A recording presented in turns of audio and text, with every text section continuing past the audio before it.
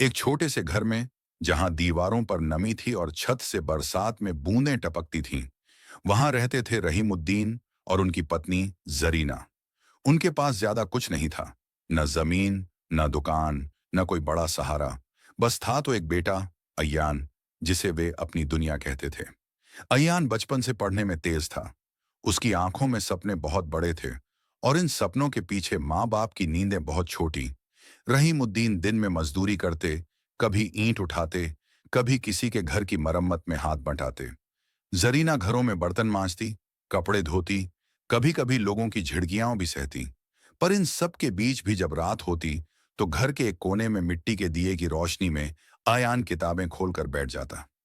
जरीना उसके सिर पर हाथ फेरती और कहती, बेटा, बस पढ़ ले, तेरे पढ़ने से हमारा कल बदलेगा। अयान की पढ़ाई बढ़ती गई, स्कूल से कॉलेज और कॉलेज से प्रतियोगी परीक्षा तक। लेकिन हर कदम पर पैसों की दीवार खड़ी रहती। किताबें, फीस, फॉर्म, आने जाने का खर्च, सब कुछ पहाड़ जैसा लगता। कई बार अयान ने कहा भी, अब नहीं हो पाएगा अम्मी, बहुत बोझ हो गया। और हर बार जरीना उसके सामने मुस्कुरा देती, पर उसकी मुस्कान के पीछे छुपा दर्द कोई नहीं देखता। वह अपनी चूड़ियां बेच देती, कभी बक्से में रखा आखिरी जेवर, कभी त्योहार पर भी नए कपड़े नहीं खरीदती। बस इतना कहकर टाल देती, मुझे क्या करना है कपड़ों का, मेरे बेटे की तरक्की ही मेरा गहना है। रहीमुद्दीन ने कई बार खुद को भूखा रखकर बेटे की फीस जमा करवाई। जब पड़ोस वाले ताने मारते, इतना पढ़ाकर क्या करेगा, आखिर मजदूर का बेटा मजदूर ही बनेगा, तो रहीमुद्दीन बस इतना बोलते, देखना, मेरा बेटा नाम रोशन करेगा। और फिर एक दिन वो चिट्ठी आई, अयान की सरकारी सेवा में चयन की। घर में खुशी का तूफान आ गया। जरीना ने अलमारी से सबसे साफ साड़ी निकाली। रहीमुद्दीन ने मस्जिद जाकर सिर झुकाया। उन्होंने आंखों में आंसू और होंठों पर दुआ लेकर कहा, या अल्लाह, मेरे बेटे को नेक रखना, उसकी कामयाबी को हमारे लिए फितना मत बनाना। समय बदला। अय्यान की ट्रेनिंग हुई, पोस्टिंग हुई, और वह धीरे धीरे एक बड़ा अफसर बन गया। लोग उसे साहब कहकर बुलाने लगे। उसके पास गाड़ी, बंगला, स्टाफ, इज्जत, सब कुछ आ गया। मगर इसी के साथ उसके भीतर एक और चीज भी उगने लगी, दूरी। फोन अब कम उठता, बात अब छोटी होती, माँ बाप के सवाल उसे पुराने लगने लगे। कभी जरीना कहती, बेटा, बस तेरा चेहरा देखना है, तो वह जवाब देता, अम्मी अभी मीटिंग में हूं, बाद में। रहीमुद्दीन और जरीना समझते थे, बेटा बड़ा आदमी है, व्यस्त रहता होगा। मगर उन्हें क्या पता था कि व्यस्तता नहीं, अहंकार धीरे धीरे उनके बेटे के भीतर जगह बना रहा है। उधर घर की हालत और खराब होती जा रही थी। रहीमुद्दीन की कमर अब पहले जैसी मजबूत नहीं रही। मजदूरी करते करते उनकी सांस फूलने लगी। जरीना की आंखें कमजोर होने लगीं। घरों में काम करने वाले हाथ कांपने लगे। फिर एक दिन रहीमुद्दीन काम पर गिर पड़े। अस्पताल ले जाने के लिए पैसे नहीं थे। पड़ोस से उधार लिया। इलाज हुआ, मगर शरीर टूट चुका था। उन दिनों में अयान को कई बार फोन किया गया, पर हर बार या तो फोन स्विच ऑफ मिला, या किसी स्टाफ ने कहा, साहब मीटिंग में हैं। जरीना ने एक दिन रोते रोते कहा, रहीम, क्या हमने गलत किया? हमने बेटे को इतना ऊपर भेजा कि वह हमें देखना ही भूल गया। रहीमुद्दीन ने भारी आवाज में कहा, नहीं, बेटा लौटेगा, बस उसके वक्त का इंतजार कर। लेकिन वक्त किसी गरीब के लिए हमेशा रुकता नहीं। किराया बढ़ा, उधार बढ़ा, और एक दिन मकान मालिक ने साफ कह दिया, या तो किराया दो या घर खाली करो। घर खाली करना पड़ा। जो जिंदगी की कमाई थी, वो उधार और इलाज में जा चुकी थी। अब उनके पास रहने को जगह नहीं रही। कोई रिश्तेदार आगे नहीं आया, किसी ने मदद का हाथ नहीं बढ़ाया। और माँ बाप की जिंदगी का सबसे दर्दनाक मोड़ वहीं से शुरू हुआ। वो सड़क किनारे बैठकर लोगों से दो वक्त की रोटी मांगने लगे। जरीना की आंखें नीचे झुकी रहती। भीख मांगते हुए उसके होंठ कांपते। रहीमुद्दीन की निगाह दूर कहीं टिक जाती, जैसे वह सोच रहे हों कि उन्होंने अपने बेटे के लिए जो सपने बुने थे, वो अब फुटपाथ पर बिखरे पड़े हैं। इसी बीच शहर में खबर फैल गई कि एक बड़ा अफसर, अयान साहब, आज अचानक निरीक्षण पर निकलने वाले हैं। उनके काफिले की तैयारी होने लगी। सड़कों पर पुलिस तैनात हुई। लोग लाइन लगाकर देखने लगे। साहब आ रहे हैं। और उसी सड़क के किनारे एक पुराने कपड़े में लिपटे, हाथ में कटोरा लिए बैठे थे रहीमुद्दीन और जरीना, जिन्हें अपने बेटे के आने की खबर नहीं थी। दोपहर का समय था। धूप तेज थी। सड़क पर धूल उड़ रही थी। लोग किनारे हो चुके थे। दूर से सायरन की आवाज आई, धीरे धीरे पास आती गई। फिर काली गाड़ियों का काफिला दिखाई दिया। गाड़ियों के शीशे काले थे। अंदर कौन है दिखता नहीं था। लोग हाथ जोड़ने लगे। कुछ लोग मोबाइल निकालकर रिकॉर्ड करने लगे। काफिला जैसे ही उस सड़क से गुजरा, जरीना ने भी आदतन हाथ बढ़ाकर कटोरा आगे कर दिया। भीख मांगने की आदत इंसान को कितना तोड़ देती है, ये वही जान सकता है जिसने कभी मजबूरी में हाथ फैलाया हो। जरीना ने धीमी आवाज में कहा, बाबू, अल्लाह के नाम पर। काफिला आगे बढ़ रहा था कि तभी एक गाड़ी का शीशा थोड़ा सा नीचे हुआ। अंदर बैठे अफसर की आंखें बाहर घूमी। उसकी निगाह अचानक उसी बूढ़े आदमी पर जा ठहरी, जिसकी कमर झुकी थी, चेहरे पर थकावट थी और आंखों में गहरा खालीपन। अफसर का दिल एक सेकंड के लिए धड़कना भूल गया। उसने ध्यान से देखा। फिर उसकी नजर उस बूढ़ी औरत पर गई, जिसके हाथ कांप रहे थे और माथे पर वही पुरानी सी पहचान, वही सादगी, वही दर्द। अयान के अंदर कुछ टूट सा गया। गाड़ी रोको, उसने ड्राइवर से कहा। सायरन थमा। काफिला रुका। पुलिस वाले दौड़े। लोग हैरान रह गए। साहब, यहां क्यों रुके? अयान गाड़ी से उतरा। उसके कपड़े चमक रहे थे। चेहरे पर अफसरी का रौब था, लेकिन आंखों में पहली बार घबराहट थी। वह धीरे धीरे उन दोनों के पास गया। रहीमुद्दीन ने उसे देखा, पर पहचान नहीं पाया। जरीना ने देखा, पर उसकी आंखें कमजोर थीं। उसे बस एक साहब दिखाई दिया। अयान ने भर्राई आवाज में पूछा, तुम तुम यहां? जरीना ने कटोरा आगे करते हुए कहा, बेटा, कुछ दे दे। 2 दिन से रोटी ठीक से नहीं मिली। अयान के हाथ कांप गए। अम्मी? उसके मुंह से बस यही निकला। जरीना ठिठक गई। तू? अम्मी? उसने चेहरे को ध्यान से देखा। रहीमुद्दीन ने भी गर्दन उठाई। उनकी आंखें फैल गईं। कुछ पल की खामोशी, फिर एक धीमी सी चीख, अयान! और अगले ही पल जरीना का शरीर लड़खड़ा गया। वह वहीं बैठते बैठते रोने लगी। रोना नहीं, जैसे बरसों का दबा हुआ सैलाब टूट पड़ा हो। रहीमुद्दीन की आंखों से आंसू बहने लगे, पर उनकी आवाज नहीं निकली। अयान घुटनों के बल बैठ गया। उसने जरीना के पैर पकड़ लिए। अम्मी, मैं। लेकिन मैं के आगे शब्द नहीं थे, क्योंकि वह जानता था कि उसके पास बहाने बहुत हैं, पर सच एक ही है। उसने अपने माँ बाप को अकेला छोड़ा और वे टूटते गए। लोगों की भीड़ जमा हो गई। कैमरे चलने लगे। कुछ लोग कहने लगे, देखो साहब का दिल कितना बड़ा है। लेकिन अयान को उस पल किसी की नजरों की परवाह नहीं थी। उसके भीतर सिर्फ शर्म थी, इतनी भारी कि सांस लेना मुश्किल था। उसने तुरंत अपने स्टाफ को बुलाया। इन दोनों को तुरंत अस्पताल ले चलो और इनके लिए व्यवस्था करो। स्टाफ दौड़ा। एम्बुलेंस मंगवाई गई। जरीना लगातार रो रही थी। बेटा, हमने तुझसे कुछ नहीं मांगा, बस तेरा चेहरा, बस एक बार। रहीमुद्दीन की आवाज पहली बार निकली, बहुत धीमी, बहुत टूटी हुई। हमने तुझे पढ़ाया ताकि तू बड़ा बने, पर हमने कभी नहीं सोचा था कि तू इतना बड़ा बनेगा कि हम तुझे छोटे लगने लगेंगे। ये वाक्य अयान के सीने में चाकू की तरह घुसा।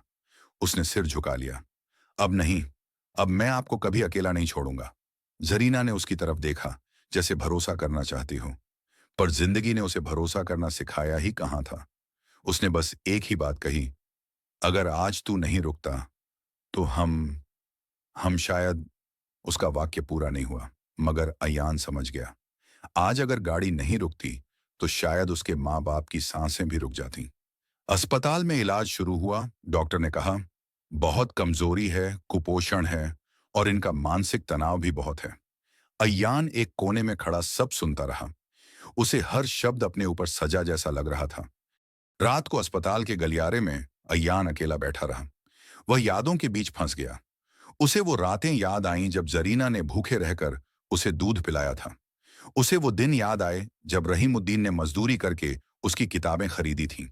और उसे वो महीनों याद आए जब उसने व्यस्त हूं कहकर फोन काट दिया था। उसी रात अस्पताल की खिड़की से दूर एक मस्जिद की अजान की धीमी आवाज आई। अयान की आंखों से आंसू बहने लगे। वह उठकर एक शांत कोने में चला गया। उसने हाथ उठाए, या अल्लाह, मैंने बहुत बड़ा गुनाह कर दिया। मेरे माँ बाप को बचा ले, और अगर सजा देनी है तो मुझे दे, उन्हें नहीं। ये मुस्लिम मोमेंट उसकी जिंदगी का सबसे सच्चा पल था, जहां अफसरी का रौब नहीं था, सिर्फ एक बेटे की टूटन थी। लेकिन किस्मत ने जैसे तय कर लिया था कि अयान को सिर्फ पछतावा नहीं, सबक भी बहुत गहरा मिलेगा।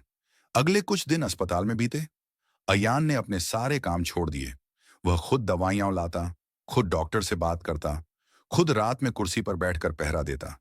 पहली बार उसके भीतर साहब नहीं, बेटा जाग रहा था। जरीना कभी कभी उसकी तरफ देखती, फिर नजरें फेर लेती। शायद वह खुश थी कि बेटा लौट आया, पर दिल में कहीं डर भी था कि यह लौटना कहीं सिर्फ आज तक सीमित न हो। रहीमुद्दीन ज्यादा बोलते नहीं थे। उनके चेहरे पर एक अजीब सी खामोशी थी, वह खामोशी जो गुस्से से भी भारी होती है। एक दिन अयान ने हिम्मत करके कहा, अब्बा, मुझे माफ कर दो। रहीमुद्दीन ने बहुत देर बाद बस इतना पूछा, माफी शब्द से मिलती है या वक्त से? अयान चुप हो गया। उसकी आंखों से आंसू निकल आए। रहीमुद्दीन ने धीमे से कहा, हमने अपनी जवानी तुझे दे दी और तूने हमें अपनी फुर्सत भी नहीं दी। अयान ने उसी दिन फैसला किया कि वह अपने माँ बाप को अपने घर ले जाएगा। उसने एक छोटा शांत सा घर तैयार करवाया। जरीना के लिए दवा, कपड़े, गर्म बिस्तर, रहीमुद्दीन के लिए आराम, इलाज, फिजियोथेरेपी, सब कुछ हो गया। पर रिश्तों में जो दरार पड़ती है वह सिर्फ सुविधाओं से नहीं भरती। एक शाम जरीना अस्पताल के बेड पर बैठी थी। बाहर बारिश हो रही थी। बूंदों की आवाज में जैसे पुरानी यादें बोलने लगीं। जरीना ने आयान को पास बुलाया। बेटा, तूने हमारी गरीबी नहीं देखी, तूने हमारा दर्द नहीं सुना, पर शायद तू समझता है कि आज हमें घर दे देगा, दवा दे देगा, तो सब ठीक हो जाएगा। आयान ने रोते हुए कहा, अम्मी, मैं बदल गया हूं। अब मैं। जरीना ने उसका हाथ पकड़ लिया। मुझे तुझसे शिकायत नहीं, बस एक बात बता, जिस दिन हम सड़क पर बैठे थे, उस दिन अगर तू नहीं रुकता तो क्या तू जिंदगी भर चैन से जी पाता? अयान ने सिर हिलाकर कहा, नहीं, मैं मर जाता अंदर से। जरीना की आंखें भर आईं। तो फिर समझ ले, उस दिन हम नहीं, तू बचा था। अयान का गला रूंध गया। उसने अम्मी की हथेलियों पर अपने आंसू गिरते महसूस किए। उसने कहा, अम्मी, मैं आपको वादा करता हूं। जरीना ने उसे रोक दिया। वादा मत कर, साथ रह, यही सबसे बड़ा वादा है। उस रात रहीमुद्दीन की तबीयत अचानक बिगड़ गई। सांस तेज चलने लगी। डॉक्टर दौड़े। अयान घबरा गया। वह लगातार अब्बा, अब्बा कहता रहा। डॉक्टर ने कहा, इनका शरीर बहुत कमजोर है, बहुत देर हो चुकी है, हम कोशिश कर रहे हैं। अयान का दिल जैसे हाथ में आ गया। वह बाहर गलियारे में भागा। उसी मस्जिद की तरफ देखा जहां से अजान आती थी। उसने फिर हाथ उठाए। इस बार आवाज में टूटन और भी ज्यादा थी। या अल्लाह, मेरे अब्बा को बचा ले, मुझे जो सजा देनी है दे, पर उन्हें मत ले। कुछ देर बाद डॉक्टर बाहर आए। उनकी आंखों में वही चुप्पी थी जो जवाब दे देती है। हमें अफसोस है। अयान वहीं दीवार के सहारे बैठ गया। उसकी सांस रुकने लगी। उसका दिल चीख रहा था। वह अंदर भागा। रहीमुद्दीन का चेहरा शांत था, जैसे बरसों की थकान अब उतर गई हो। अयान उनके हाथ पकड़कर फूट फूट कर रो पड़ा। अब्बा, मैं आ गया था, मैं लौट आया था।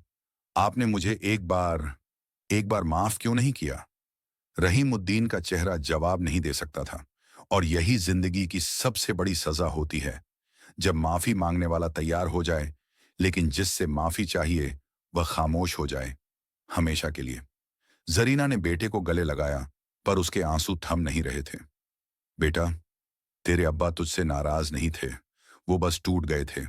उन्होंने तेरे लिए जिया और तेरे बिना ही बिखर गए। अगले दिन अंतिम संस्कार की तैयारी हुई। अयान ने अपने अब्बा के लिए सब कुछ वैसा ही किया जैसा सम्मान के साथ होना चाहिए। और उसी वक्त उसे एक पुराना कपड़ा मिला, रहीमुद्दीन की जेब में रखा हुआ, जिसमें एक मुड़ी तुड़ी पर्ची थी। उस पर लिखा था, मेरा बेटा अयान बहुत अच्छा है, बस व्यस्त है, एक दिन जरूर आएगा। अयान ने वह पर्ची सीने से लगा ली। उसके अंदर का आदमी रो रहा था, एक बच्चे की तरह।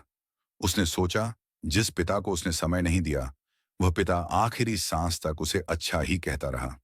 उसकी आंखों से आंसू गिरते रहे और वह बुदबुदाया, अब्बा, मैं सच में बहुत छोटा निकला। कई दिन बाद अयान ने एक फैसला किया। उसने अपने पद और ताकत का इस्तेमाल दिखावे के लिए नहीं, बल्कि कर्ज चुकाने के लिए करने की ठानी। उसने जरूरतमंद बुजुर्गों के लिए एक सहायता केंद्र शुरू करवाया।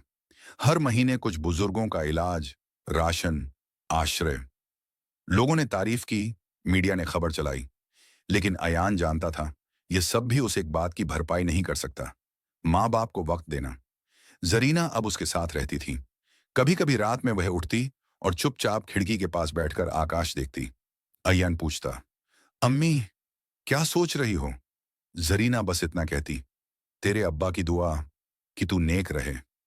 अयान हर रात सोने से पहले एक ही दुआ मांगता, या अल्लाह, मुझे इतना इंसान बना दे कि मैं किसी और माँ बाप को फुटपाथ तक न पहुंचने दूं, और मेरी अम्मी की आंखों में जो खालीपन है उसे मेरे साथ से भर दे। कहानी यहीं खत्म नहीं होती, क्योंकि कुछ खालीपन जिंदगी भर रहता है।